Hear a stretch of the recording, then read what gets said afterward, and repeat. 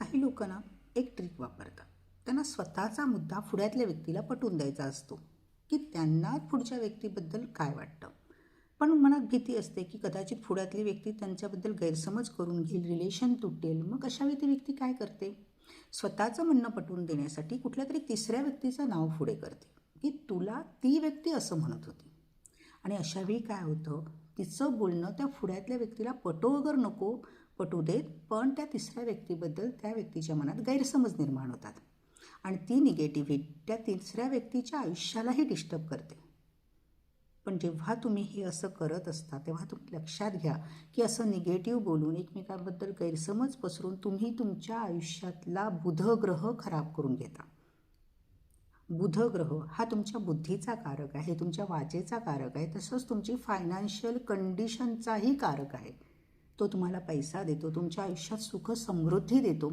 आणि जेव्हा तुम्ही तुमच्या आयुष्यातील बुधग्रह खराब करता तेव्हा तुमचं आयुष्य पूर्णपणे डिस्टर्ब होऊन जातं.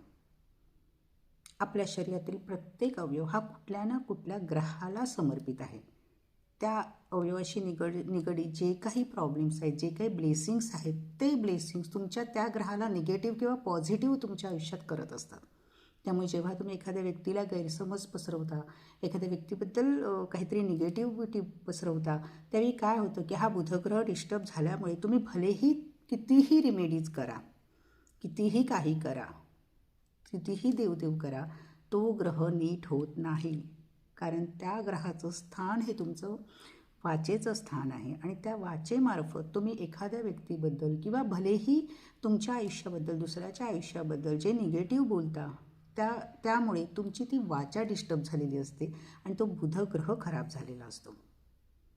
त्यामुळे लक्षात ठेवा, जे काही तुमच्या तोंडातून शब्द बाहेर पडतील ते नेहमी दुसऱ्याबद्दल चांगले आणि मान सन्मानाचे हवेत. आणि एखादी गोष्ट तुम्हाला पटवायची आहे ना तुमची, तर तेवढ्या लेवलला एक धैर्य स्वतःमध्ये बाळगा आणि स्वतःचं मत पटवायला शिका, स्वतःचं मत मांडायला शिका. भलेही ते मत कितीही निगेटिव्ह होऊ दे, थोड्या वेळासाठी का होईना, थोड्या काळासाठी का होईना तुमचं ते रिलेशन डिस्टर्ब होईल.